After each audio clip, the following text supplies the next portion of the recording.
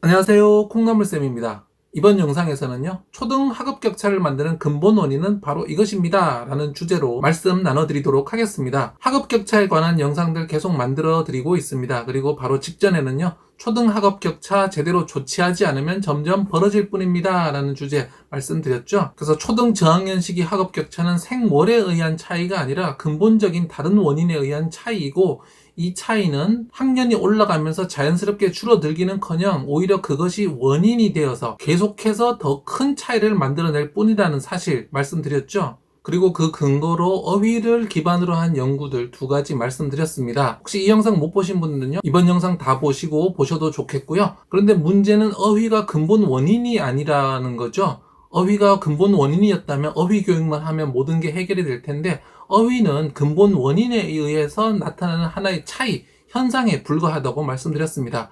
어휘와 함께 수감각, 문해력, 책 읽는 태도 등등 여러 가지에서 차이가 나타나고요. 결국 이것이 학습의 격차를 만들어낸다고 했습니다. 방금 말씀드렸던 어휘나 문해력, 책 읽는 태도, 생활습관, 수감각들은요, 결국 이 학업 격차를 만들어내는 하나의 학습 능력이고요. 그리고 이것을 만들어내는 또 근본 원인이 있습니다. 그 근본 원인은 무엇일까요? 이번 영상 보고 나시면요, 결국 아이들 사이에 있는 학업 격차의 가장 근본된 원인을 아실 수 있을 겁니다. 관련 영상은 아래 설명 누르셔서 더 보실 수 있고요. 좋아요와 구독하기, SNS 공유까지 더 좋은 영상을 만드는 데 큰 힘이 됩니다.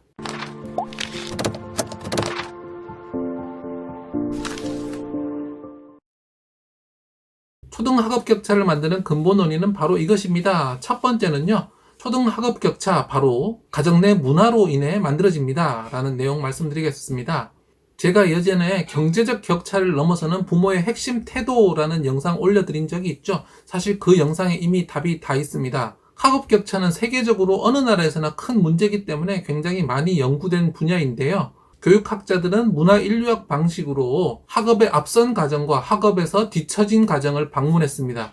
그러고 찾아낸 것은 무엇이죠? 바로 이 학업 격차는 돈도 문제가 아니고 IQ도 문제가 아니었다는 겁니다. 바로 가정 내 문화가 이 차이를 만들어내더라라는 걸 발견했는데요. 주로 학업 격차의 앞쪽에 있는 사회경제적 계층이 높은 가정에서는요, 아이를 비교적 따뜻하게 대하고 아이의 의견을 많이 묻고 아이에게 많은 인지적 자극을 주더라라는 특징이 있고요. 학업 격차에 뒤처진 아이들이 많은 사회경제적 계층이 낮은 가정에 갔더니 아이를 덜 따뜻하게 대하고 좀 더 가혹하게 체벌하고 인지적으로 자극을 잘 주지 못하더라라는 그런 이야기입니다. 바로 이 가정 내 문화 차이가 모든 학업 격차의 근본적인 원인이 되겠는데요.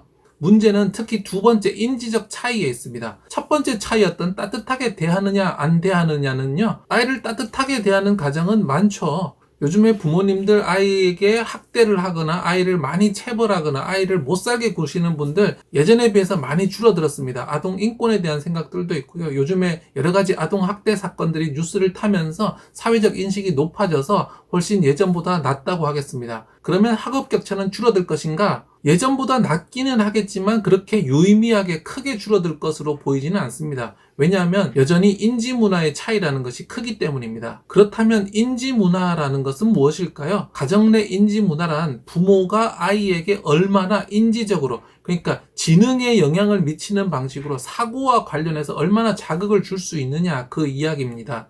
지난 영상에서 어휘력을 가지고 이야기했는데요. 이 어휘력이 하나의 대표적인 예입니다. 학업 격차에서 앞서 있는 아이의 부모님들은요, 부모님 스스로도 어휘력이 좋은 편입니다. 아이에게 조금 더 좋은 어휘를 쓰고 어려운 어휘를 쓰면서 새로운 어휘를 계속 알려주려고 하는 거죠. 예를 들어서 이거 저거 그거라는 식으로 이야기하지 않고요, 나무 밑둥, 줄기, 그루터기 등등 정확한 용어를 훨씬 더 많이 쓰고 그 다음에 그 용어에 대해서 잘 설명하고 아이가 사용할 수 있도록 도와주는 거죠.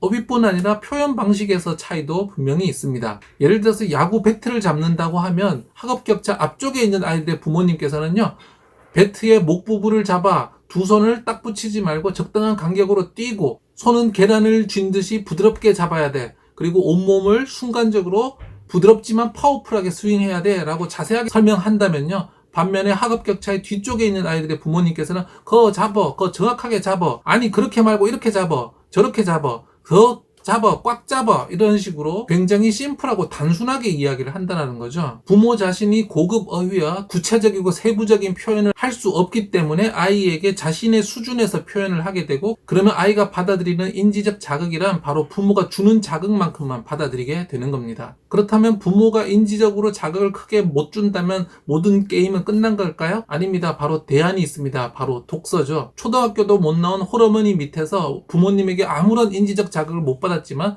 오직 부모님이 끊임없이 책을 사주고 책을 권유해서 책을 읽고 의학 박사가 된 사람들도 있는 등, 부모가 지적 자극을 못 준다면 책으로 충분히 대체할 수 있기 때문에 그것은 너무 걱정하실 필요는 없습니다. 인지 자극은 단순히 언어, 어휘로만 이루어지는 것은 아니죠. 앞에서 말씀드렸던 수감각도 있을 거고요. 부모님이 생활에서 얼마나 술을 사용하면서 아이로 하여금 술을 생각하게 할 것인가가 중요하고요. 또한 부모의 사고방식, 철학도 크게 영향을 미칩니다. 제가 생활 습관에 대해서 계속 강조드리고 있는데요. 부모님께서 온 집안을 쓰레기 천지처럼 만들어 놓고 이따가 치워, 대충해, 그냥 눈에 쑤셔 넣어, 몰라도 돼, 아무도 안 봐, 그냥 누가 안다고, 이런 식의 철학을 전하시고 이야기하시면서 아이에게 가서 책상을 정리해라, 방을 정리해라, 노트 정리를 해라 라는 말씀 하실 수 없겠죠.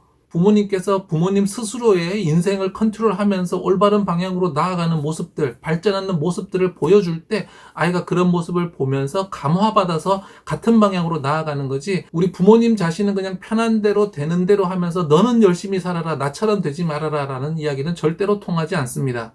그래서 저는 자녀 교육은 자기 자신의 교육이라고 이야기를 하는데요. 자녀를 정말 잘 교육시키고 싶으시다면 자기 스스로 교육하셔서 더 나아지시는 게 가장 좋은 방법입니다. 왜냐하면 아이들이 그것을 보고 따라오기 때문이죠. 초등학업 격차를 만드는 근본 원인은 바로 이것입니다. 두 번째는요.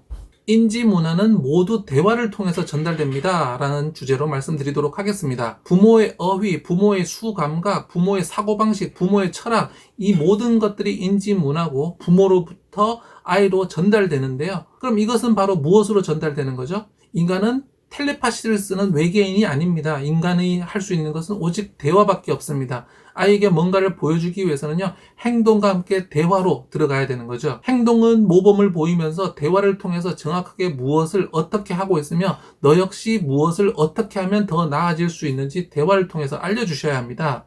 그래서 바로 부모님의 방식이 모든 것을 결정하는데요.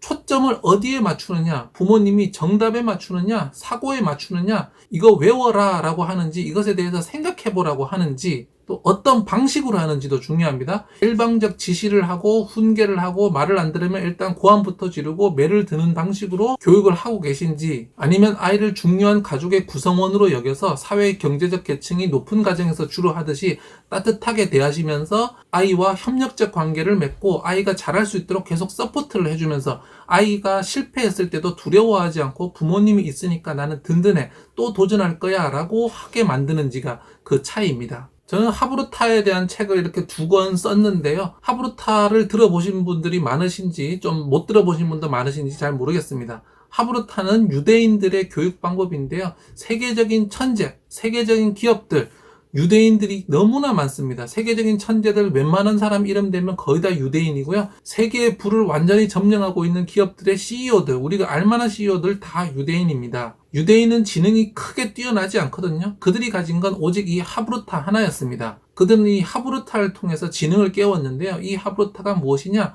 바로 대화를 통해서 부모의 인지 문화를 계속 물려주고 아이를 사고하게 해서 지능 자체를 높이는 공부 방법인 거죠. 아이의 학업 격차를 만드는 근본 원인, 그리고 그것을 해결하기 위해서는요, 부모님이 스스로의 대화 스타일, 말하기 스타일에 집중을 하셔야 합니다. 전통적인 한국 교육 스타일로 정답을 자꾸 주입하고 엄마는 어른이고 너는 애야, 시키는 대로 해 라는 방식으로 가면요, 바로 이 학업 격차에 뒤처지는 아이를 만들게 되고요. 정답이 뭐냐, 외워라 라고 하지 마시고 자꾸 사고하게 하시고 생각하게 하시고 너는 어떻게 생각하니라고 물으면서 아이를 참여시켜서 인지적으로 자꾸 자극을 주시면 학업 격차에 앞선 아이로 만들 수 있습니다. 제가 수능까지 통하는 초등 진짜 공부법이라는 영상도 올려드렸는데요. 바로 이 사고하는 방식을 통해서 학업 격차 앞쪽에 갈 수 있는 아이를 만드는 방법에 관한 거죠. 못 보신 분들 이 영상도 꼭 보셨으면 좋겠고요.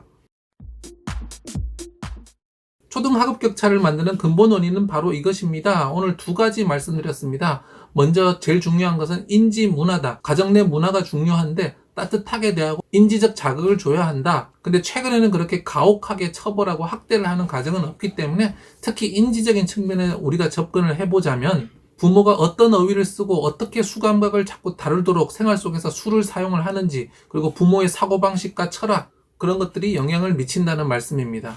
그리고 이런 부모의 인지 문화는 모두 대화를 통해서 자극이 된다고 했습니다. 행동을 보여주면서 결국에는 부모님이 말로써 어휘 들려주고 수감각을 기르도록 수에 대해서 대화하고 부모님의 사고방식, 부모님의 철학을 아이와 함께 계속 주고받으면서 대화를 해야 한다는 거죠. 그리고 그 대화 방식은 우리의 전통적인 한국식으로 명령하고 하달하고 지시하고 정답을 알려주는 방식이 아니라 하브루타를 하는 유대인식으로 질문하고 물어보고 인정하고 협조하고 도와주면서 협력적인 관계로서 인지적 자극을 주어야 한다고 말씀드렸습니다. 그러면 뒤이어진 영상에서는요, 이 학업 격차를 학교가 해결해 줄 수 있는지, 그럼 가정에서는 어떻게 해야 되는지 조금 더 구체적인 이야기들 나눠드리도록 하겠습니다. 좋아요와 구독하기, SNS 공유까지 더 좋은 영상을 만드는 데 큰 힘이 됩니다. 감사합니다.